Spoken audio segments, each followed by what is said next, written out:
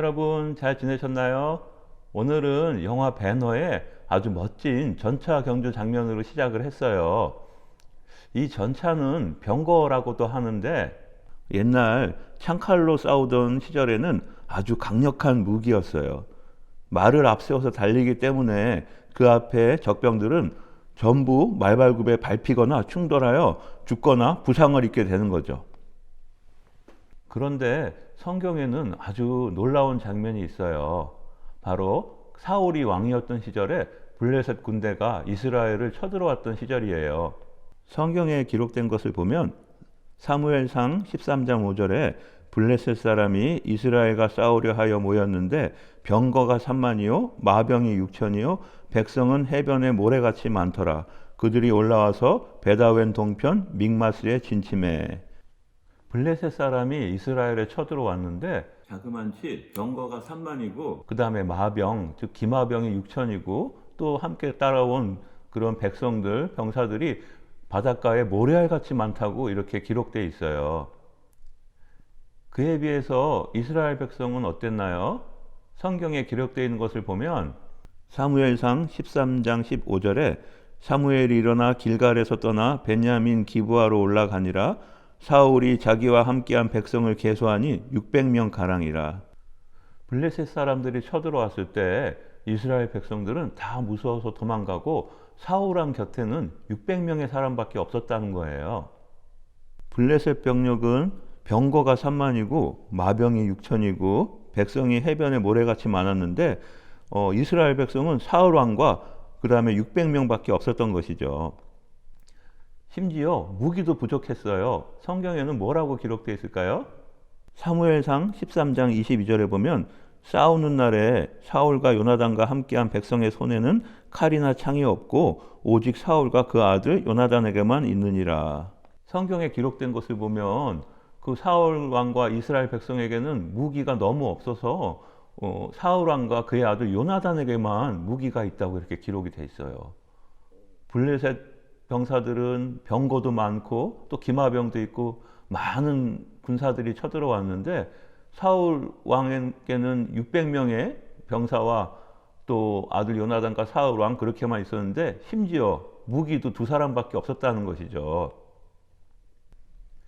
그래서 이스라엘 백성들은 두려움에 떨고만 있었어요. 하지만 사울의 아들 요나단은 달랐어요. 모두가 두려움에 떨 때 이 요나단은 하나님을 의지하며 적진인 블레셋 군대에게 갔어요. 성경에 기록된 것을 보면 사무엘상 14장 6절에 요나단이 자기 병기든 소년에게 이르되 우리가 이 할례 없는 자들의 부대에게로 건너가자. 여호와께서 우리를 위하여 일하실까 하노라. 여호와의 구원은 사람의 많고 적음에 달리지 아니하였느니라. 아멘. 요나단은 자기와 또 자기의 병기를 든 소년 이렇게 2명만으로 그 블레셋 군대에게 갔던 거예요. 그리고 요나단은 이렇게 얘기를 했죠. 여호와 즉 하나님의 구원은 사람이 많고 적음에 달리지 아니하였느니라. 바로 하나님만 의지하며 나아갈 때 승리할 수 있다 하는 것을 요나단은 알고 있었던 것이죠. 그런데 그때 놀라운 일이 일어났어요. 블레셋 진영에 지진이 일어나고 블레셋 병사들이 서로 싸우며 스스로 자멸한 것이죠. 성경에는 어떻게 기록이 되어 있을까요? 사무엘상 14장 15절에 보면 들에 있는 진과 모든 백성 중에 떨림이 일어났고 부대와 노략군들도 떨었으며 땅도 진동하였으니 이는 큰 떨림이 있었더라. 또 사무엘상 14장 20절에 보면 사울과 그와 함께한 모든 백성이 모여 전장에 가서 본즉 블레셋 사람이 각각 칼로 그 동물을 치므로 크게 혼란하였더라. 네, 바로 블레셋 사람들이 있던 진영에 큰 지진이 일어나서 땅이 흔들리고 그래서 블레셋 사람들은 서 있을 수가 없고 다 넘어졌고 또 우왕좌왕하다가 자기들끼리 스스로 칼로 치고 해서 스스로 자멸했던 그런 일이 벌어진 것이죠. 하나님께서 하나님을 믿고 의지한 요나단으로 인해서 승리하게 해주신 것이죠. 우리 또 다른 장면 볼까요? 바로 기드온과 300용사예요. 기드온은 농사를 짓던 힘없는 사람이었어요. 그러나 하나님께 선택받고 하나님의 명하신 대로 행하였더니 큰 승리를 하였죠. 하나님께서 시키신 대로 300명의 군사만 이끌고 적진에 가서 횃불을 들고 항아리를 깨뜨리며 소리만 질렀는데 크게 승리하였어요. 바로 하나님을 믿고 하나님의 말씀대로 순종하니 하나님께서 승리하게 해주신 것이죠. 아무리 많은 적군이 쳐들어오고 우리가 힘이 나약해도 힘이 센 편이 승리를 하는 것이 아니라 하나님께서 도와주시는 편이 승리를 하는 것이죠. 왜 그럴까요? 하나님은 전쟁에 능하신 하나님이시기 때문이죠. 사무엘상 17장 47절에 보면 또 여호와의 구원하심이 칼과 창에 있지 아니함을 이 무리로 알게 하리라. 전쟁은 여호와께 속한 것인즉 그가 너희를 우리 손에 붙이시리라.